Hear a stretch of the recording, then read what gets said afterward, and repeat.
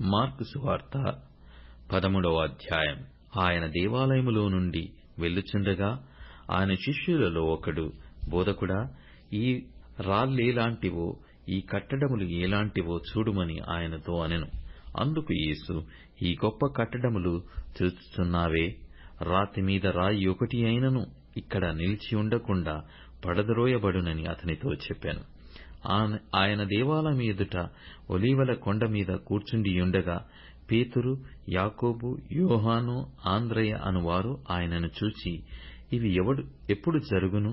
ఇవన్నీయు నెరవేరబోవు కాలమునకు ఏ గుర్తు కలుగును? అది మాతో చెప్పుమని ఆయనను ఏకాంతముగా అడుగగా, యేసు వారితో ఇట్లు చెప్పసాగాను. ఎవడునూ మిమ్మును మోసపుచ్చకుండా చూచుకొనుడి. అనేకులు నా పేరట వచ్చి నేనే ఆయననని చెప్పి అనేకులను మోసపుచ్చెదరు. మీరు యుద్ధములను గూర్చియూ యుద్ధ సమాచారములను గూర్చియూ వినునప్పుడు కలవరపడకుడి. ఇవి జరగవలసియున్నవి గాని అంతము వెంటనే రాదు. జనము మీదికి జనమును, రాజ్యము మీదికి రాజ్యమును లేచును.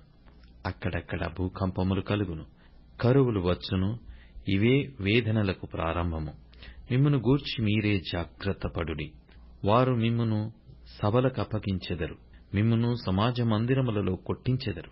మీరు వారికి సాక్షార్థమై అధిపతుల ఎదుటను రాజుల ఎదుటను నా నిమిత్తము నిలవబడెదరు.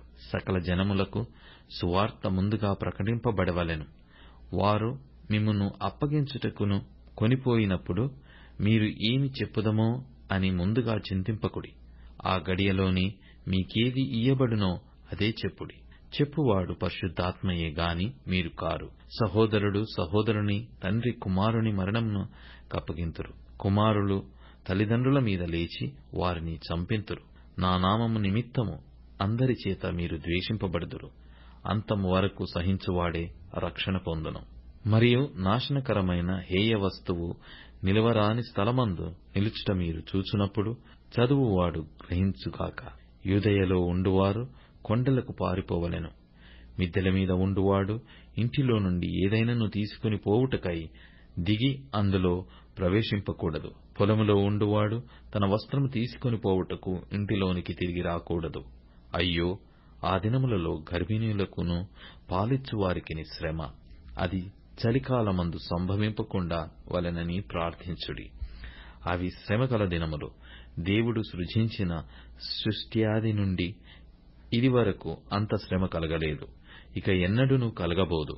ప్రభువు ఆ దినములను తక్కువ చేయని ఎడల ఏ శరీరియు తప్పించుకొనకపోవును.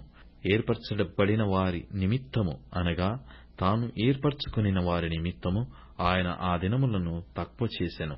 కాగా ఇదిగో క్రీస్తు ఇక్కడనున్నాడు, ఇదిగో అక్కడనున్నాడు అని ఎవడైనను మీతో చెప్పిన ఎడల నమ్మకుడి. ఆ కాలమందు అబద్ధపు క్రీస్తులను అబద్ధపు ప్రవక్తలను వచ్చి సాధ్యమైన ఎడల ఏర్పరచబడిన వారిని మోసపుచ్చుటకై సూచక క్రియలను మహత్కార్యములను అగపరచెదరు. మీరు జాగ్రత్తగా ఉండుడి. ఇదిగో సమస్తమును మీతో ముందుగా చెప్పియున్నాను. ఆ దినములలో ఆ శ్రమ తీరిన తరువాత చీకటి సూర్యుని కమ్మును, చంద్రుడు తన కాంతిని ఇయ్యడు, ఆకాశము నుండి నక్షత్రములు రాలును, ఆకాశమందలి శక్తులు కదిలింపబడును.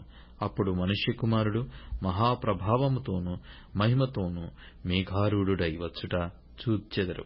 అప్పుడు ఆయన తన దూతలను పంపి భూమి అంతము మొదలుకొని ఆకాశ అంతము వరకు నలుదిక్కుల నుండి తాను ఏర్పరచుకొనిన వారిని పోగు చేయించును.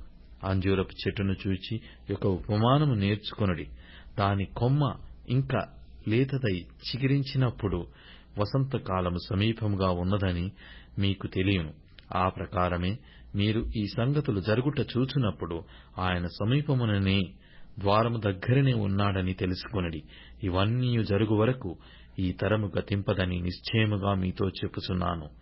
ఆకాశమును భూమియు గతించును గాని నా మాటలు గతింపవు. ఆ దినమును గూర్చియు ఆ గుడిని గూర్చియు తండ్రి తప్ప ఏ మనుష్యుడైనను పరలోకమందలి దూతలైనను కుమారుడైనను ఎరగరు. జాగ్రత్తపడుడి. మెలకువగా నుండి ప్రార్థన చేయుడి. ఆ కాలం ఎప్పుడు వచ్చునో మీకు తెలియదు. ఒక మనుష్యుడు తన దాసులకు అధికారమిచ్చి ప్రతివానికి వాని వాని పని నియమించి మెలకువగా నుండుడమని ద్వారపాలకులకి ఆజ్ఞాపించి ఇల్లు విడిచి దేశాంతరము పోయినట్టే ఆ కాలము ఉండును. ఇంటి యజమానుడు ప్రొద్దుగ్రుంకి వచ్చునో, అర్ధరాత్రి వచ్చునో, కోడి కూయినప్పుడు వచ్చునో, తెల్లవారునప్పుడు వచ్చునో, ఎప్పుడు వచ్చునో మీకు తెలియదు. ఆయన అకస్మాత్తుగా వచ్చి మీరు నిద్రపోవుచుండుట చూచునేమో గనుక మీరు మెలకువగా నుండుడి. నేను మీతో చెప్పునది అందరితోనూ చెప్పుచున్నాను, మెలకువగా నుండుడనెను.